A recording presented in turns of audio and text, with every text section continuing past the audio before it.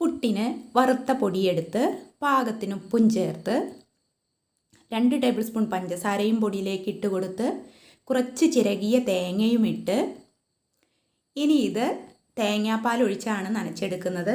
ചൂടാക്കിയ തേങ്ങാപ്പാലാണ്. തേങ്ങാപ്പാൽ തിളയ്ക്കണ്ട, എന്നാൽ നന്നായി ചൂടാവുകയും വേണം. അത് വെച്ച് കൈവെള്ളാതെ കുറേശ്ശെ പൊടി നനച്ച് തട്ടിപ്പൊത്തി വയ്ക്കണം. കുറച്ച് നേരം അതങ്ങനെ വെച്ചിരിക്കണം. അത് കഴിഞ്ഞ് പൊടിയെടുത്ത് കഴിയുമ്പോൾ ഒന്നിനോടൊന്ന് തൊടാതെ ഉതിർന്ന പൊടി കിട്ടും. ഇനി ഇത് യൂട്യൂബിലൊക്കെ ഇപ്പോൾ കണ്ടതാണ്. ഇപ്പോൾ ട്രെൻഡിങ് ആയിട്ട് നമ്മൾ പുട്ടുണ്ടാക്കണത് കാണുന്നതാണ്. അതുപോലെ ഞാനും ഒരു ഗ്ലാസ്സിലേക്ക് കുറച്ച് തേങ്ങ ഇട്ട് കൊടുത്തു, പൊടി വാരിയിട്ടു.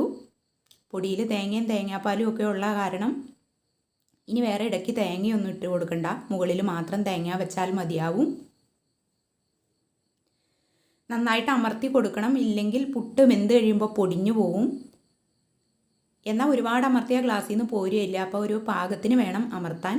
എന്നിട്ട് ഇതുപോലെ വെച്ച് കൊടുത്തിട്ട് സംശയിക്കുകയൊന്നും വേണ്ട, ഒന്ന് തട്ടി കൊടുത്തിട്ട് പൊക്കിയ ഗ്ലാസ് എളുപ്പത്തിൽ പോരും.